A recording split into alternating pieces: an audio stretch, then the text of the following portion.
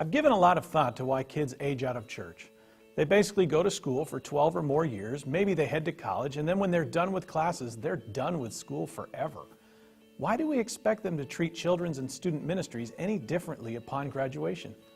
We've set up the system in our churches to send them on their way when they hit 18. Think about the difference between running track and running cross country.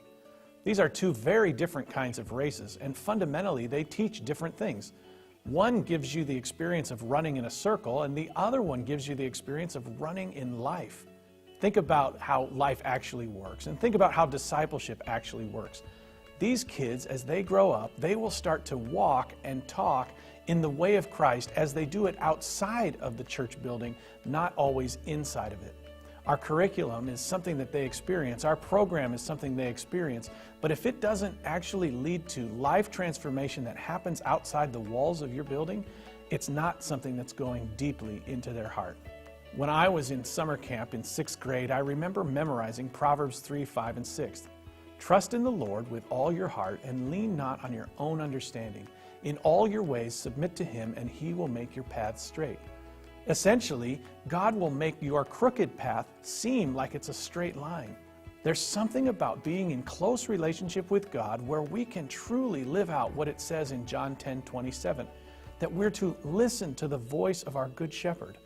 Jesus talks candidly about His followers being sheep. He shares that He knows them and they respond to His voice. Kids, in my experience, are more open to God's direction than adults. They trust Him. They're way more comfortable with being literal and embracing mystery. When it comes to discipleship, we must recognize that this unscripted, messy, unconventional, life-changing adventure is way more personal than predictable. Running track is pretty predictable. Running cross-country, now that's a whole nother story. If we really want a deep relationship with God, a connection with Christ that is very personal, we need to understand how to hear His voice. For us, listening to God's voice is like wearing headphones. There's a voice telling you when to turn left or to turn right. It's similar to having a divine GPS that guides you through life. It helps you get from here to there. You have to do the walking and you have to show up and listen, but there's somebody who's guiding you, directing you along the way. Kids need to grow in learning to detect and discern God's whispers. Relational kid influencers can help with this.